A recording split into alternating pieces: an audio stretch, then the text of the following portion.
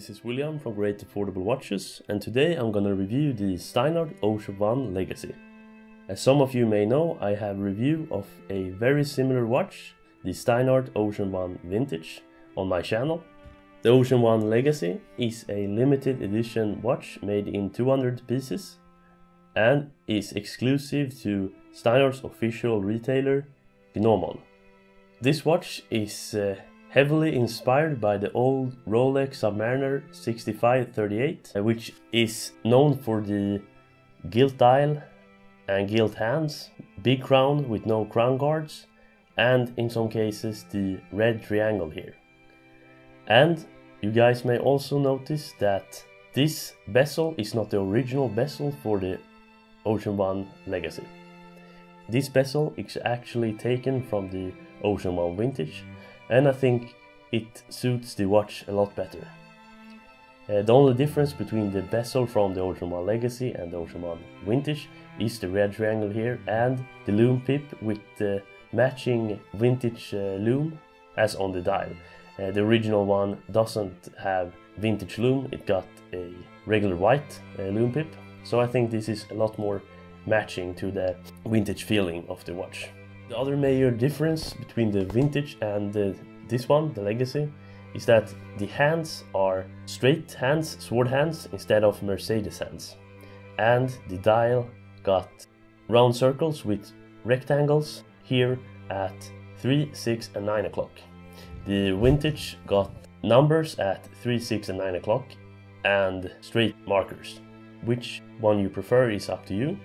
I think this one is not as much of a homage to the Rolex as the Ocean One Vintage is. And I think this is a bit more unique with the straight hands and lollipop second hand than the Ocean One Vintage. That's just me, and your opinion may differ. And as we can see here, my example comes with a handmade leather strap, which looks, in my opinion, very good, and it feels extremely solid and great. And it was very nice of them to actually include this strap for free. It originally comes with a stainless steel bracelet that I'm gonna show you in a minute. Another major difference between the Ocean One Vintage and the Legacy is that this one got a open case back, which is a first for a non-premium Steinhart diver. It got a pretty nice golden rotor. I think that the movement is a Elubar grade ETA 2824, so it's an excellent movement that is very reliable. And most likely every watch maker in the world can service this watch when the service is needed. Also, we can see that the crown is signed and it got a highly domed sapphire crystal. And this is probably the highest sapphire crystal I have ever seen. And it leads to some distortion on the dial here, as we can see. But I think it's very easy to read the markers anyway, even though the distortion is pretty significant. Okay, let's go through some specs. The case diameter is 42 millimeters. The lug width is 22 millimeters. The lug-to-lug length is 51 millimeters, and that is my biggest gripe with this watch, because the lugs are very straight, and therefore the watch wears a lot bigger than a curved lug 42 millimeter watch should do. So that's a shame, but I think if you have, like me, a 7-inch wrist, this watch will probably fit great. Okay, I'm gonna show you the bracelet. Here is the bracelet, and I have not removed the plastic from it yet, because I don't intend to wear it. I'm not a big fan of bracelets, and I much prefer a leather or something equal. But I must say that this strap, it's the same strap as on my Ocean One 500, except this is stainless steel, of course, and that one is titanium. So this one is a bit more hefty and chunky, and it weighs a lot more. And in my opinion, I think it feels very solid actually. And something, and of course it got solid end links as all the other Steinharts got. And I must say I really like this type of deployant clasp, and I think it looks both very good and it feels very solid actually.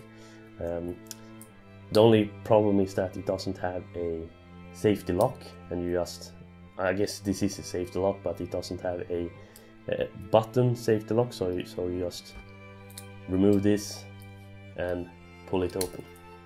But from my experience with the titanium, it sits very good and doesn't come off easily at all. Let's get back to the watch. For me personally, I much preferred this model before the Ocean One Vintage.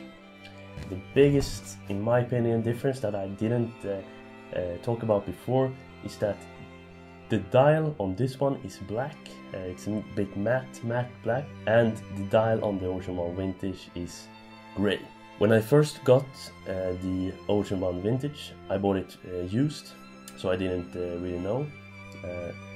The dial looked almost foggy, and I thought it had come in some water under the crystal on the inside, and it had condensed, but that was not the case, and the grey dial looks a bit foggy, and I think the black dial on this one is much better looking.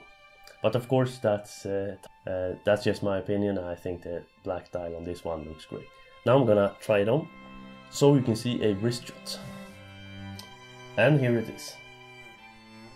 I must say that this strap is probably one of the most comfortable strap I have ever had, and it both look great and feels great, so I'm really pleased with that one. And as we can see here, it fits decent on my 7-inch wrist. I think this one is actually on the bigger side of things, and I couldn't wear it if it was 1 millimeter longer in the like-to-like distance. So this is my absolute maximum of watch sizes, but I'm glad this one fits.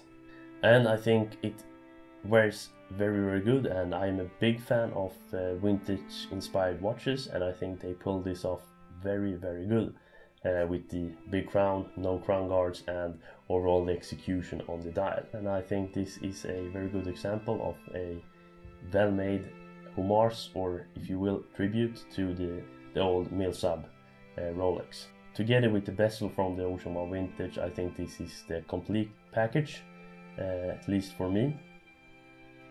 And of course this is what you can call a homage, and some people don't really like homage watches. Me personally, I have no problem with them when it is a homage to a virtually unobtainable watch like the Rolex Submariner 6538.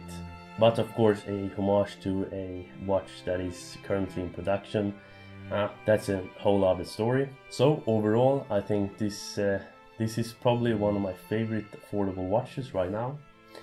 I've been looking for a vintage inspired diver for a pretty long time. The problem with this watch is that they are sold out now because it's a limited edition, but I think if you can find this watch, I think this is an excellent purchase if you're looking for this type of vintage inspired diver.